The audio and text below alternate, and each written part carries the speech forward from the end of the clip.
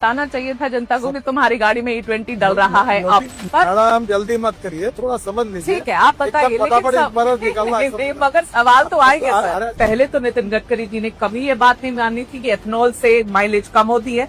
जब हरदीप पुरी जी ने ये बात मानी तब उन्होंने मानी। ब्लेंडेड पेट्रोल जब यूज कर रहे हैं तो माइलेज कम हो रही कि नहीं, बस इतना ही पूछा मैंने।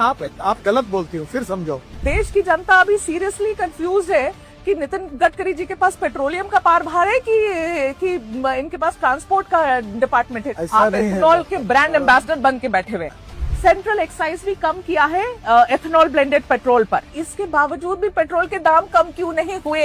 ये सब सवाल आप पेट्रोलियम मिनिस्टर को पूछो। ये बढ़िया है। अभी आप देखो, आप क्या करती है? हाँ। आप तबला डग्गा बजाती है। अरे क्या तबला बजाती हूँ? आप अभी मुझे पूछ रहे हैं कि तुम पेट्रोलियम मंत्री हो गए, ये भी तुम बोलोगे? सर जो प्योर पेट्रोल है XP 170 रुपीज पर लीटर, 170 रुपए प्रति लीटर, सर कौन भराएगा गाड़ी में, बताओ।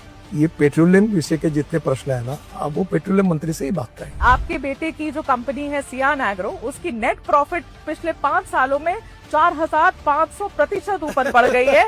इतने 1000 करोड़ की आप बना देते हैं हाईवे, और आपने एकदम बेस्ट टेक्नोलॉजी, बेस्ट मटेरियल, पहली बारिश घंटा हो जाता है, फिर आप कहेंगे कि सवाल पूछो तो गलत है।